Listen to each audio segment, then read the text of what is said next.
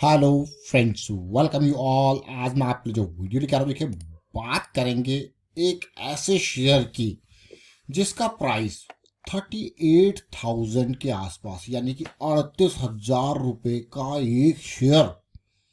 और ये स्टॉक उधार मुक्त यानी कि डेट फ्री स्टॉक्स की कंपनीज में शामिल है। तो चलिए डिटेल में समझते हैं, कुछ सीखने समझने की कोशिश करेंगे। लेकिन उससे पहले मैं आपको एक इम्पॉर्टेंट बात यही कहूँगा कि आज के टाइम पे जो टाइम है वो artificial intelligence, industrial automation, machine learning, ये बहुत इंपॉर्टेंट चीज़ें हैं जो कि आपके टाइम को बचा रहे हैं।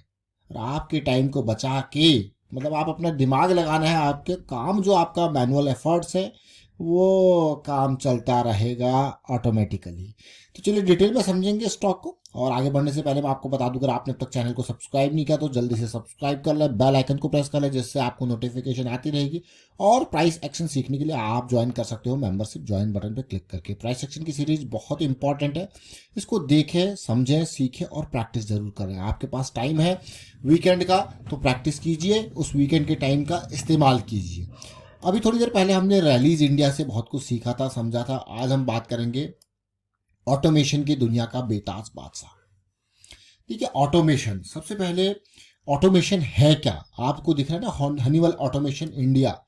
मतलब आप अगर कोई टास्क रेगुलर बेसिस पे कर रहे हो, है ना, और उस बिल्कुल सेम काइंड ऑफ टास्क है जैसे आप देखते हो इंडस्ट्रीज में कोई पूरी एक मशीनरी है, या मैं कहूँगा एक पाइपलाइन सी है जो एक चीज़ को बार बार लेके आ रही है, एक ही चीज़ पे मशीन तक, दूसरी मशीन तक आइटम्स लेके आ रही है। या कोई मशीन है जो पेज कस रही है, वो मैनुअली आप करोगे तो गलती के भी चांसेस हैं, वो टाइट हो सकता है, नहीं हो सकता। जब उसी चीज़ों को मशीन बार बार कर रही है और आप देखोगे कि गाड़ियों के नट बोल्ट कसे जा रहे हैं सब मशीन्स के द्वारा।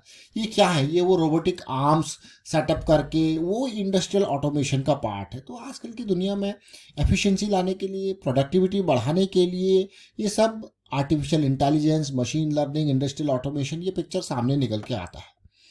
तो आप जरा इसको देखें और समझने की कोशिश कीजिए। देखिए ये स्टॉक जो है, इसका वही कहानी है। देखिए आप इसको अगर देखोगे तो मैंने कहा कि ये कहानी ही वही है, लेकिन स्टॉक का प्राइस देखिए 38,000 का एक शेयर।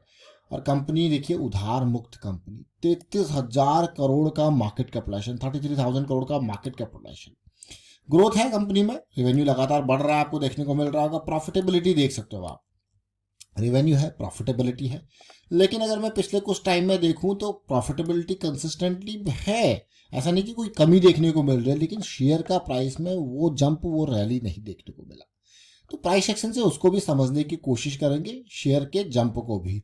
तो हनीवेल ऑटोमेशन के ऊपर हम चलते हैं और वीकली चार्ट आपके सामने ओपन करते हैं। वीकली चार्ट से पहले अगर मैं इसका मंथली चार्ट ओपन करूंगा तो आप उसकी पास्ट रैलीज को देखोगे।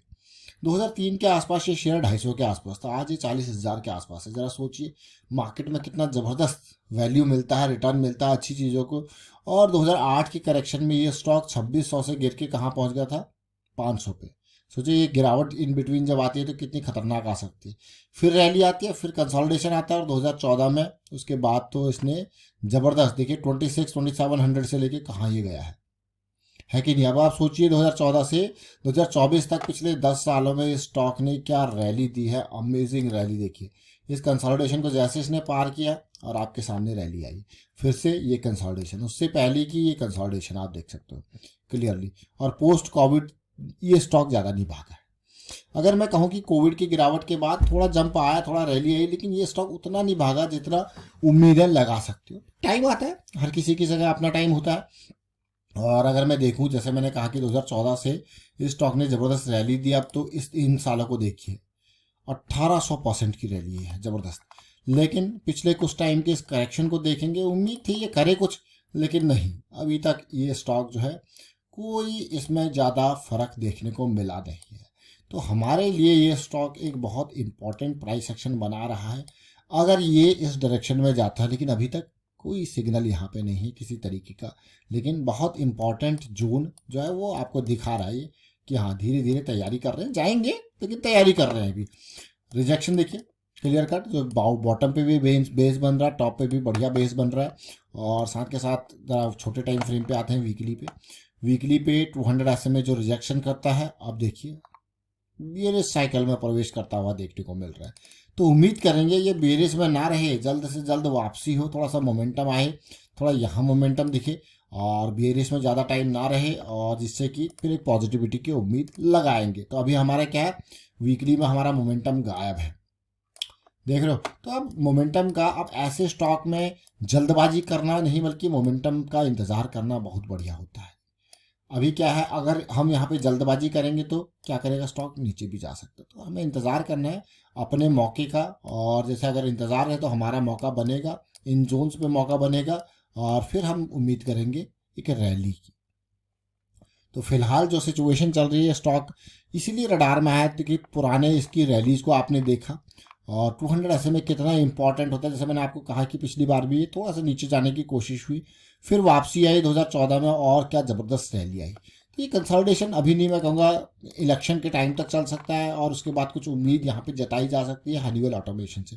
थोड़ा सा और छोटे टाइम फ्रेम पे देखेंगे, इसको समझने की कोशिश करते हैं। और अभी हम थोड़ा सा बेयरिश साइकिल में ही हैं, बुलिश में कन्वर्ट नहीं हुए, और जो कंसोलिडेशन ये चल रहा है, तो उम्मीद करेंगे कि ये कंसोलिडेशन पॉजिटिव डायरेक्शन में जाए।